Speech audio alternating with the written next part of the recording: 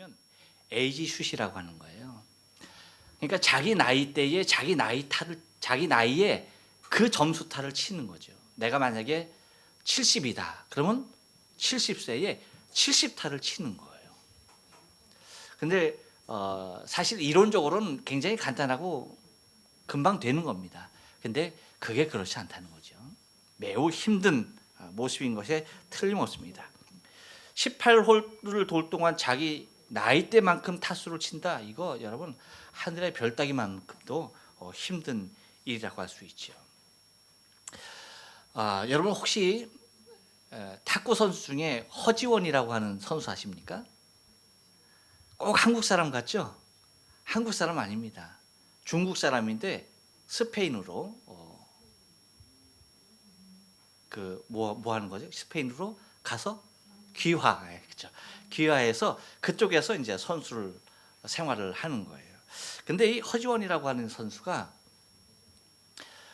지금도 현역으로 선수 생활을 하고 있어요. 근데 이 선수가 선수 현역만 35년 이상을 선수 생활을 하고 있어요. 지금 한 몇 살쯤 됐겠어요, 여러분? 일본 나이로 54살. 전혀 감동도 없고 놀라지도 않고 아무렇지도 않은 것 같은데 여러분 탁구예요. 탁구 선수가 54살 먹어서 현역으로 뛰고 있다는 건 이건 보통 일이 아니에요.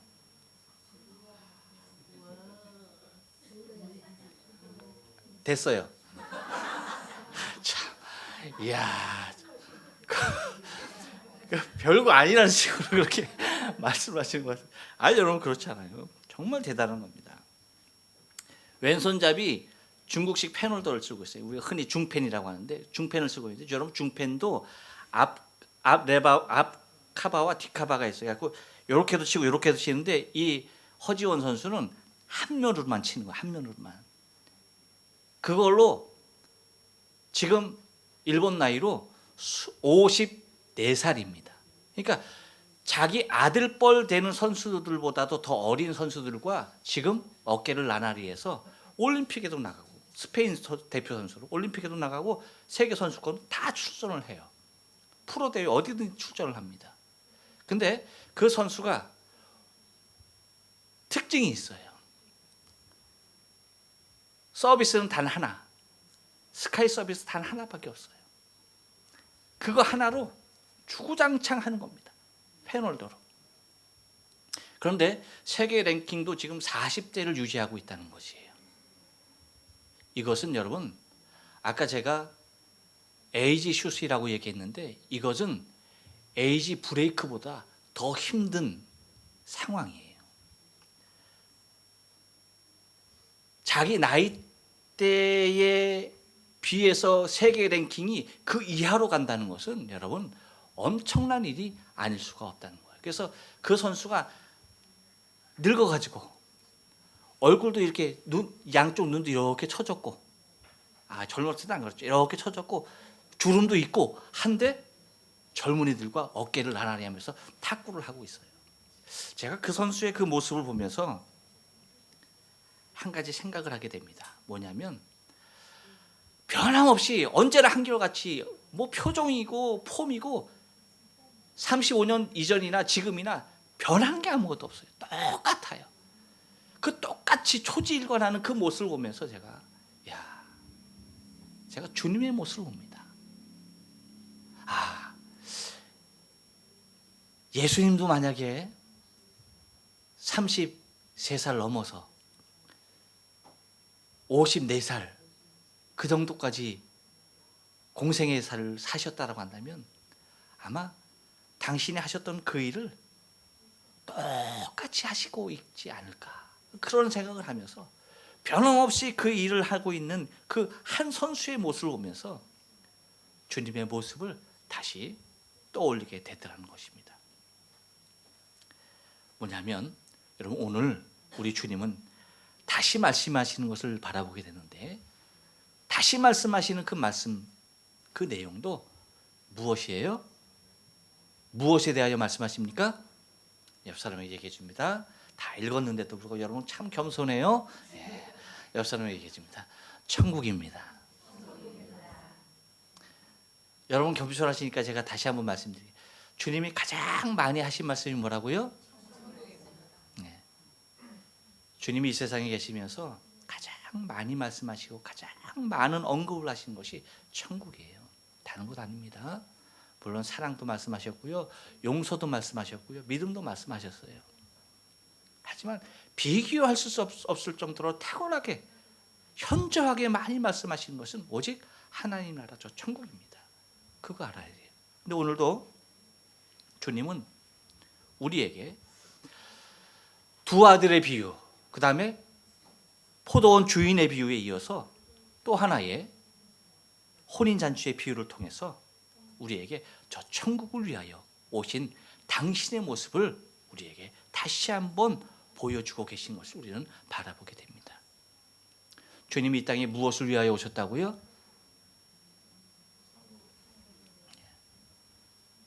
여러분 여기 보세요. 아니 밑에 뭘 그렇게 보세요? 요즘은 이거 좀 이렇게 자꾸 보라고, 나를 설교자를 자꾸 보라고 얘기할 필요성이 있더라고. 예전에는 이렇게 고개 숙이고 있으면은 말씀을 깊이 묵상하나 보다 그렇게 생각했는데, 야 이제 밑에 다 있더라고. 이게 다 이렇게 보고, 그렇죠? 뭐 그냥 예배 시간 1시간조차도 집중할 수가 없어. 뭔 놈의 메시지가 그렇게 들어오는지, 뭔 놈의 문자가 그렇게 바쁜지 그거 하나 보느냐고 막 정신이 없어. 그리고 또 어떤 사람들은 목사님 말씀하신 거 맞나 틀리나 막 그냥 검색하느냐고 정신이 없어. 집에 가서 검색해도 여러분 듣지 않으니까 집중하셔야 돼요. 여기 보세요. 여기 보세요. 네. 여러분 오늘 말씀을 통해서 주님은 우리가 우리에게 보여주시는 것 한 가지입니다. 오늘 말씀드릴 것은 한 가지, 이 왕의 마음인데, 여러분 왕의 마음을 하나로 표현할 수가 있습니다. 우리 주님은 오늘 본문을 통해서 우리에게 정말로 하시고 싶은 말씀이 있어서요. 그것이 뭐냐면, 당신이 사랑하는 백성들, 그 백성들을 위해서 아들을 보냈는데 그 아들을 영접지 아니하고 그 아들을 오히려 배척하고 있는 그들을 향해서 주님은 끊임없이 똑같은 모습의 것을 재설정해서 반복해서 그들에게 전해줍니다. 이것은 뭐였어요? 하나님 당신의 사랑이었어요. 그들을 얼마나 사랑하시는가의 그 모습을, 우리를 얼마나 사랑하시는가의 그 모습을 우리에게 잘 일깨워주고 있었습니다. 근데 여러분 오늘 본문을 통해서, 오늘 이 혼인잔치의 비유를 통해서는 천국은 마치 아들을 위하여 혼인잔치를 베푼 임금과 같다라고 하는 이 비유를 통해서는 예수님께서 우리를 그토록 사랑하셨던 그 아버지의 마음이, 그 임금의 마음이 어떤 마음인지에 대해서 한 임금의 아들의 혼인잔치를 통해서 우리에게 설명을 아주 깊게 해주시는 것을 바라보게 되어져요. 그래서 오늘은 여러분 다른 것이 아니라 우리 임금 대신 우리 하나님 아버지 그 왕의 마음이 어떤 마음인가, 이것을 알아야만 여러분 오늘 이 주님께서 우리에게 들어주신 비유가 온전히 우리에게 깊이 와닿을 수가 있다는 것입니다. 여러분 왕의 마음은요, 한번 따라서 합니다. 아들에게 있습니다. 2절 말씀 보니까 이렇게 얘기해요. 천국은 마치 자기 아들을 위하여 혼인잔치를 베푼 어떤 임금과 같다. 자기 아들을 위하여라고 얘기합니다. 왕의 마음은 한 가지, 딱 하나. 결론부터 여러분께 드리겠습니다. 옆 사람에게 얘기해 줍니다. 왕의 마음은 아들을 위하는 마음입니다. 전부예요. 그게 전부예요. 오직 왕의 마음은 한 가지입니다. 아들을 위하는 거예요. 그것밖에 없어요. 오늘 본문에 나오는 임금은요, 아들에게 미친 사람이에요. 오직 아들만을 사랑하는 사람이에요.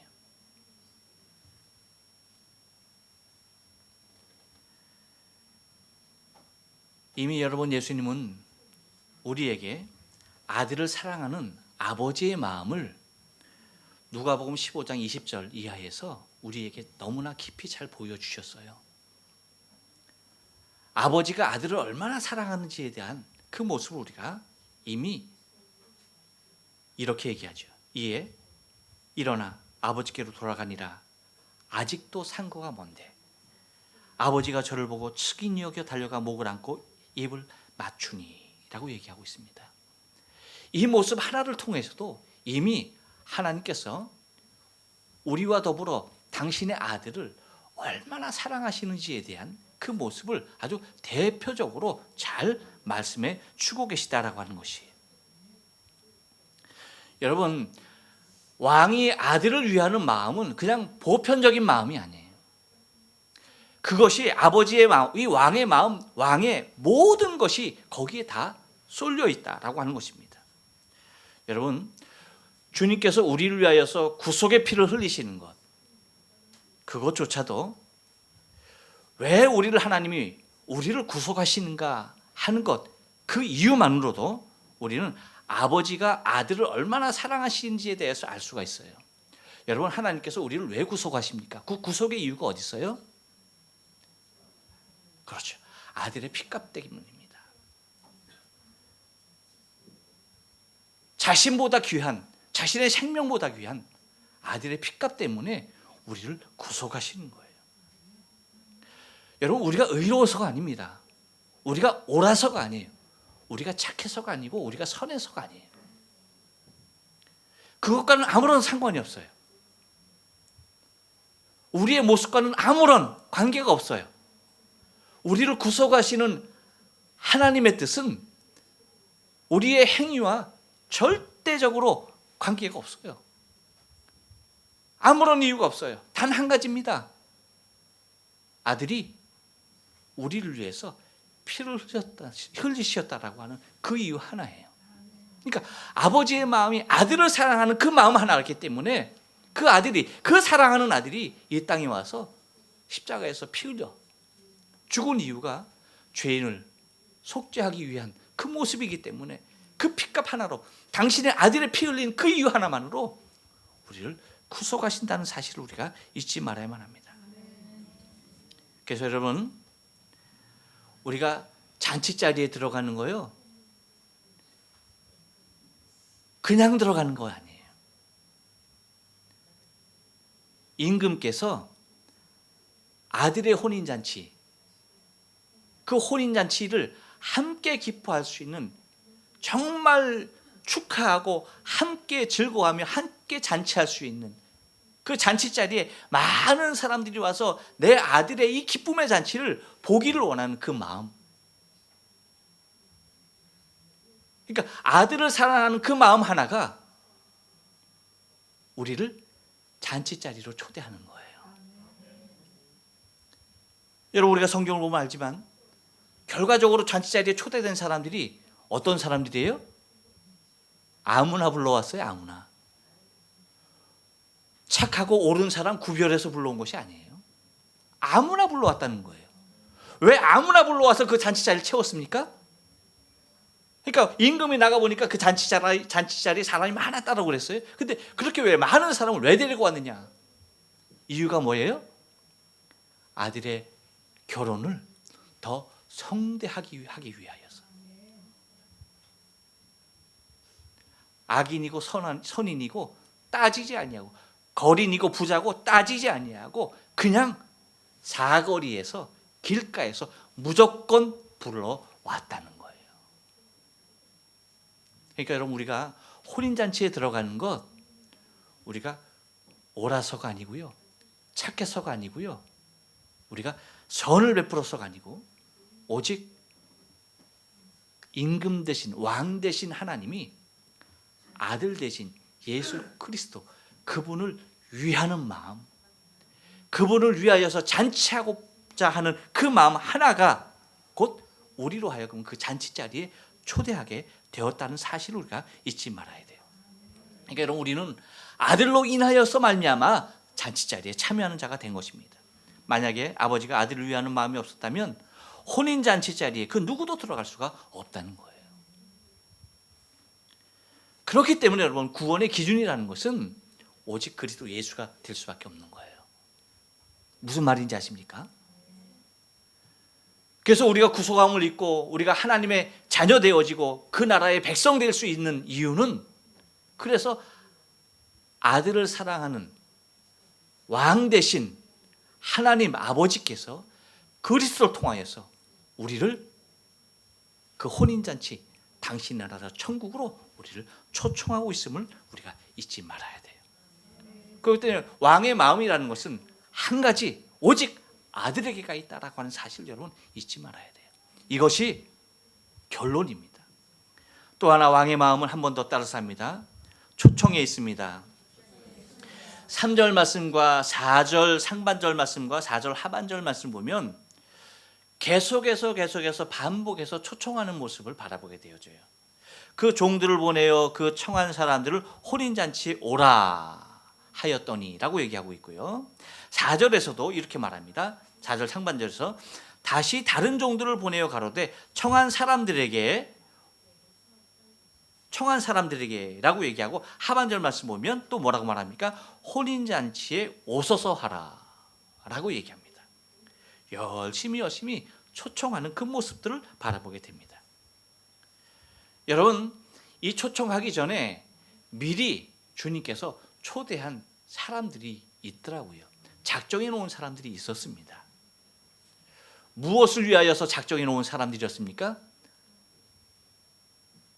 오늘 주제 하나라고 그랬죠. 결론 이미 얘기했어요. 뭐를 위해서 초대해 놨던 사람들이에요? 아들을 위하여, 아들 잔치를 위하여 미리 초대했던 사람들이 있습니다. 근데 그 사람들이 오지 않는 거예요. 그러니까 재차 종들을 보내어서 뭐 하는 겁니까? 다시 초청하는 거예요. 그럼에도 불구하고, 계속적인 콜링에도 불구하고 그들이 응합니까? 응하지 않습니까? 응하지 않아요.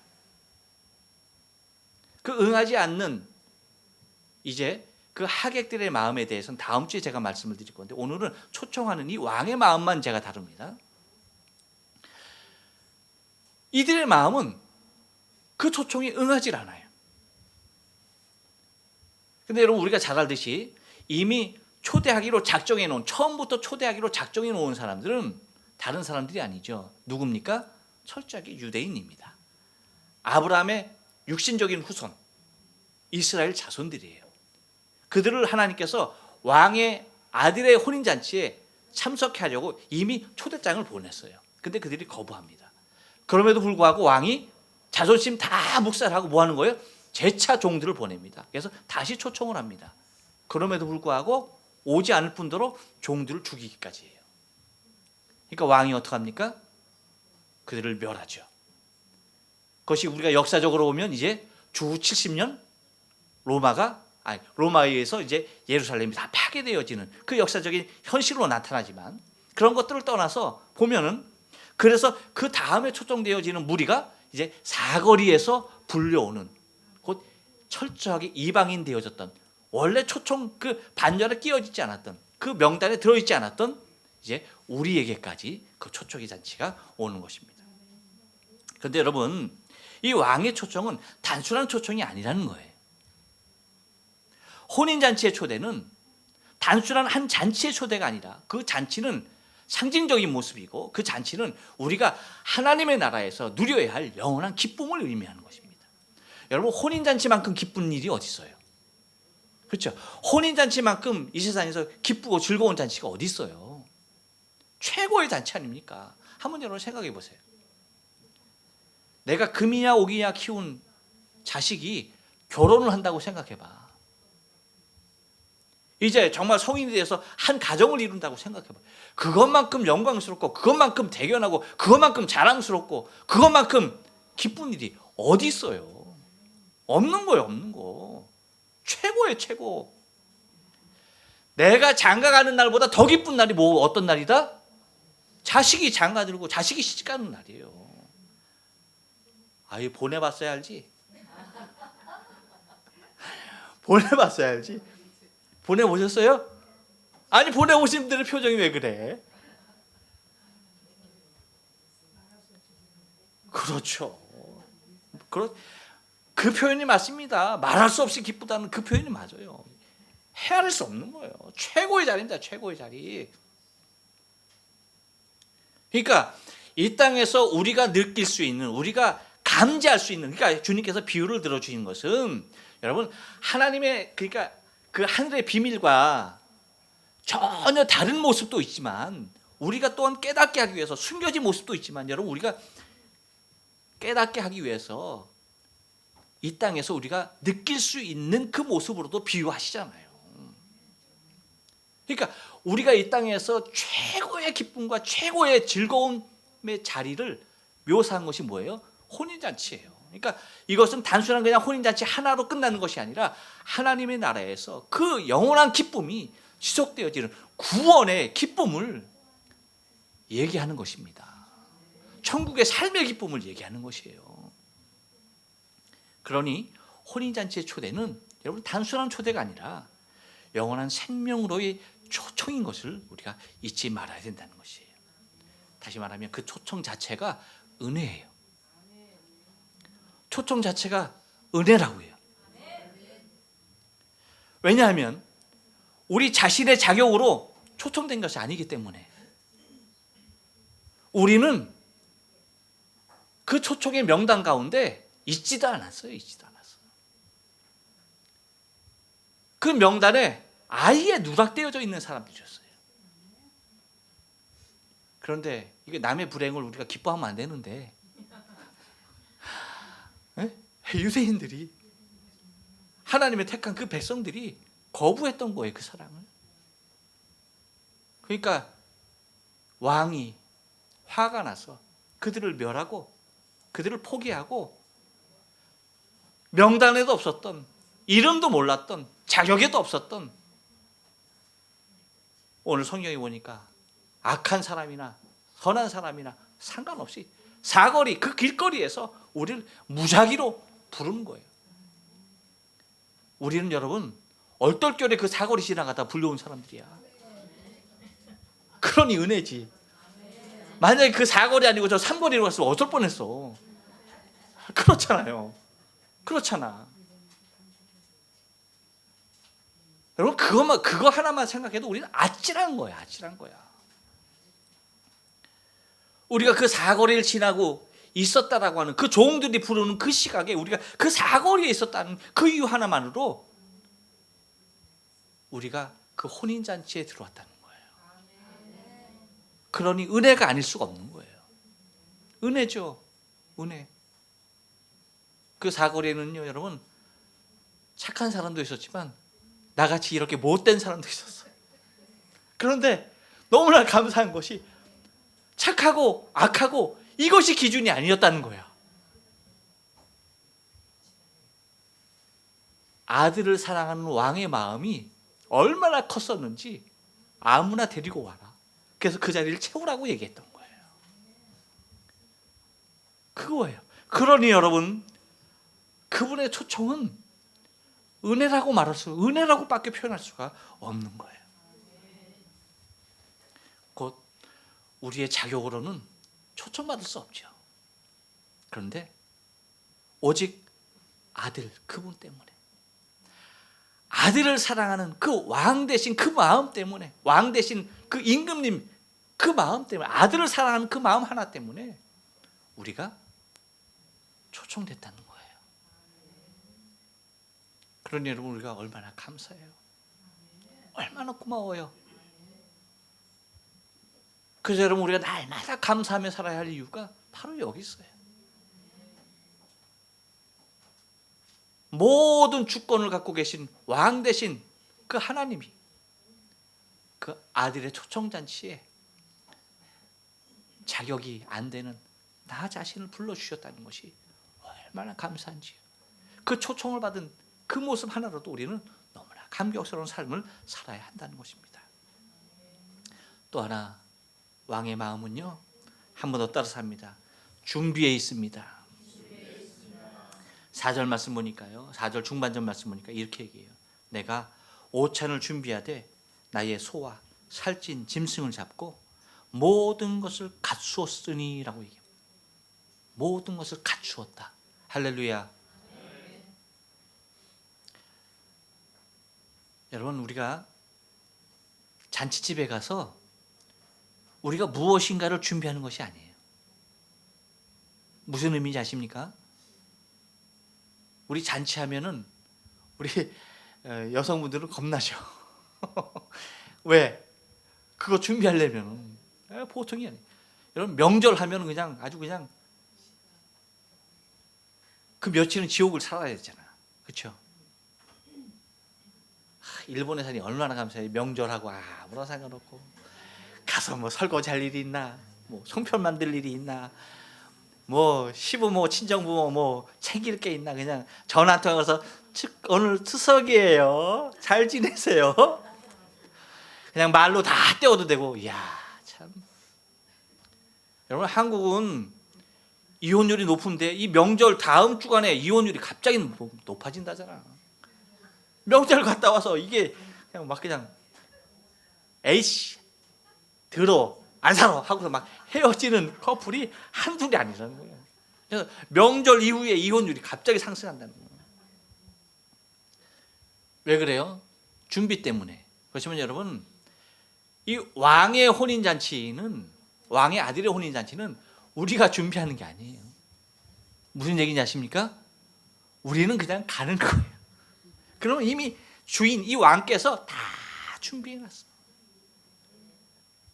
그 종들을 시켜서 다 준비해놨어요. 다시 말하면 초청이 이루어진다라고 하는 것은 이미 모든 준비가 다 끝났다는 거예요. 여러분, 이 세상은 우리가 무엇인가 열심히 준비하고 열심히 수고하고 열심히 노력하지 않으면 이 땅의 성질상 결실되어지는 것이 없어요. 그런 시스템으로 돼 있어요. 그래서 우리의 수고와 우리의 노력과 우리의 땀이 흘려야만이 우리가 먹고 살 수가 있는 거예요. 하지만 혼인잔치가 있는 천국은요, 이미 모든 것을 갖춰놓은 상태예요. 더 이상의 수고와 더 이상의 애씀과 더 이상의 고생이 없는 것이에요. 말 그대로 잔치만 즐기면 되는 거예요. 별로 기뻐하지 않는, 그냥 잔치만 즐기면 된다니까요. 우리는 사실 이 즐기는 문화에 익숙하지 않아요. 그래서 이 즐긴다는 말 자체가 굉장히 방탕한 것 같고 굉장히 세상적인 것 같고, 꼭 즐기면 뭔가 꼭 이상하게 이 세상적인 낙으로 가득 찬 것으로 이렇게 생각을 해. 그런데 여러분, 그래서 어쩌면 이 즐긴다는 이 표현이, 이 잔치의 개념이 우리의 마음과 굉장히 멀리 떨어져 있어요. 그런데 여러분, 이 유대인들은 이 잔치의 개념이 너무나 확실해요. 그렇기 때문에 이 비유가 그들에게는 얼마나 적절한 표현인지 몰라요. 여러분, 그들은 절기 때마다 하나님 앞에 나와서 한 주간씩 놀았어요. 잔치했어요. 즐겼어요. 자기가 거둬들이는 것을 이웃과 함께 나누면서 얼마나 즐겼는지 몰라요. 혼인잔치도 마찬가지예요. 그렇게 했어요. 근데 우리는 그렇지 않잖아요. 우리에겐 파티 문화라는 것이 별로 잘 정착이 되지 않았어. 파티하면 고작 해야 뭐예요?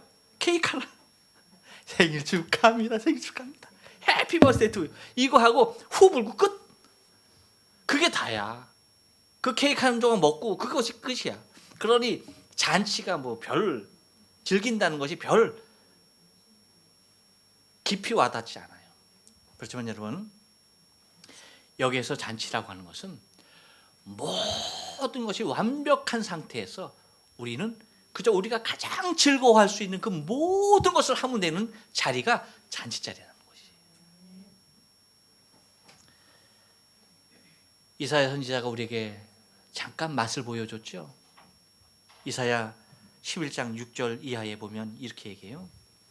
그때 이리가 어린 양과 함께 거하며 표범이 어린 염소와 함께 누우며 송아지와 어린 사자와 살찐 짐승이 함께 있어 어린아이에게 끌리며 암소와 곰이 함께 먹으며 그것들의 새끼가 함께 엎드리며 사자가 소처럼 풀을 먹으며 젖먹이는 아이가 독사의 구멍에서 장난하며 젖된 아이가 독사의 굴에 손을 넣을 것이라.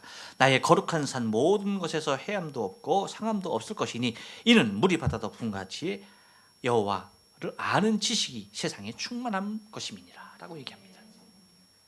여러분, 그러므로 우리의 삶은 이 땅에서 잔치자리에, 하늘 잔치자리에 들어가기까지 주님께서 우리를 그 잔치자리에 초청하시기 위해서 모든 것을 준비했듯이 우리는 이 땅에서 그 잔치자리에 들어가기까지 우리의 삶은 뭐 해야 하는 것입니까? 준비해야 되는 것이. 왕도 우리를 그 잔치자리에 들어가게 하기 위해서 준비하셨는데, 여러분, 이 땅에 사는 우리가 그 잔치자리에 들어가기 위해서 준비하지 않으면 안 된다는 것입니다. 하늘에서 준비하신 하나님께서 모든 것을 완벽하게 준비해 놓았듯이 우리도 이 땅에서 우리의 삶을 통하여서 준비를 해야 되는데요. 이 땅에서 여러분, 오늘도 우리는 우리의 삶이 천국의 가치로 무장되어야만 합니다. 그러니까 이 땅에서 준비하는 건 다른 것 아니에요. 우리의 생각과 우리의 삶이 천국 가치로 바뀌어야 돼요. 우리의 체질이 저 천국에 속한 삶으로 완전히 모든 것이 다 바뀌어야 한다는 것이에요. 여러분, 그러기 위해서는 우리가 먼저 이 땅의 것에 얽매이면 안 돼요. 왜요? 이 땅의 것은 의미 없어요. 정말로 여러분, 하나님의 나라에서는요, 이 땅의 것은 아무런 가치가 없어요. 무의미한 거예요. 근데 우리가 하늘날 잔치를 바라보는 우리가 그 하나님의 나라에서 아무런 가치 없는 무의미한 것들을 위하여서 가치를 두고 거기에 가치를 부여하고 그것을 위하여서 종노릇하며 산다는 것이 문제죠. 그래서는 안 돼요. 이 땅의 모든 것은요, 천국을 위한 것으로 가치 전환이 일어나야 돼요. 그래서 내가 가진 시간이요, 하나님의 나라, 저 천국을 위하여서 들여져야 되고요. 내가 가진 물질, 이 땅에서 다 썩어지고 없어질 거예요. 절대 천국에 가져가지 못해요. 그렇다고 한다면 내게 주어져 있는 이 물질이 하나님의 나라의 확장을 위하여서, 더 많은 생명의 구원을 위하여서 하나님의 나라를 이 땅 가운데 세워나가는 데 있어서 아름답게 쓰여지면요, 귀한 것이에요. 거기에 종노릇하는 것이 아니라 그것이 하나님의 나라, 저 천국을 더욱더 확장시키는 데에 쓰여진다면 최고의 것이 되는 것입니다. 우리의 재능도 마찬가지예요. 우리의 재능도 그렇게 들여져야 하는 것입니다. 다시 말하면 우리의 시간과 우리의 재능과 우리의 물질이 이 땅에서 좀 더 잘 살기 위한 것으로서 사용되어지면 안 된다는 거예요. 이 땅에서 좀 더 잘 살고 좀 더 잘 먹고 좀 더 좋은 집에서 좀 더 좋은 차 타고 좀 더 좋은 옷 입고, 이게 아니라 좀 더 하나님의 그 나라의 확장을 위하여서 우리의 시간과 재능과 물질이 함께 들여져야 한다는 것입니다. 또한 혼인잔치에 참여하는 기쁨을 가지고 그날을 손꼽아 기다려야만 합니다. 그것이 가치 전환이에요. 그 나라를 날마다 기다려야 하는 것입니다. 소망 가운데 기다리는 것 그 자체가 행복이잖아요.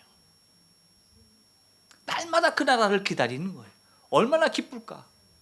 얼마나 감사할까? 얼마나 감격스러워요. 민 목사님과 안전 전사님 그리고 제가 가끔 골프 한번 갑니다. 그러면 저는 아주 팔팔한데 이분들은 희죽으리 해갖고 왔어요. 이유가 뭐냐 물었더니 잠을 못 잤대. 잠을 못 잤대. 일찍 자야지 하고서 잤는데도 잠을 못 잤대. 그러면서 하는 말이 오늘도 3시간 오늘도 3시간 반밖에 못 잤어 하고, 그러고 이유가 뭐냐, 일찍 잔다고 잤는데 눈이 빨리 떠지는 거야. 이유가 뭐예요? 기다려지는 거야. 사모하는 거야. 아유 주여. 이거 한 번 치는 거 그게 그렇게 기다려지는 거야. 그러니까 평소에 그냥 늦게까지 자는 사람도 이놈께 그냥 그 날만 되면은 그냥 신경이 바짝 쏘갖고 푹 자야지 했는데도 불구하고 눈이 바짝바짝 뜨거지고 잠 못 자고 그리고 오신다는 거예요. 여러분, 신랑으로 오실 주님, 우리가 주님만을 기다리며 살아가는 신부가 되어야만 합니다. 디도서 2장 11절 이하의 말씀 보니까요, 이렇게 말씀하고 있어요. 모든 사람에게 구원을 주시는 하나님의 은혜가 나타나 우리를 양육하시되 경건치 않은 것과 이 세상 정욕을 다 버리고 근신함과 의로움과 경건함으로 이 세상에 살고, 13절 말씀입니다. 중요합니다. 복스러운 소망과 우리의 크신 하나님 구주 예수 그리스도의 영광이 나타나심을 기다리게 하셨으니, 그가 우리를 대신하여 자신을 주심은 모든 불법에서 우리를 구속하시고 우리를 깨끗게 하사 선한 일에 열심하는 친백성이 되게 하려 하심이니라. 할렐루야. 그렇습니다, 여러분.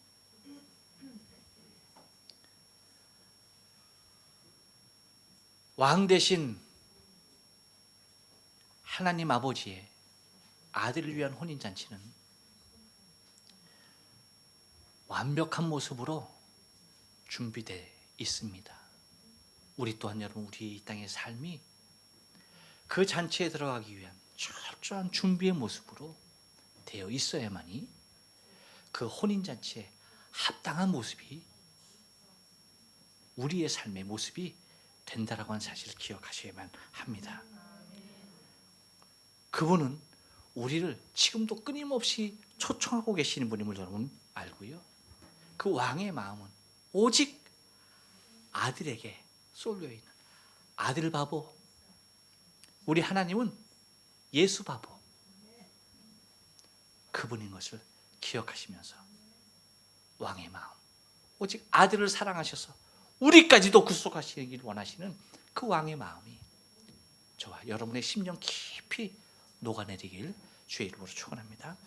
기도하십니다.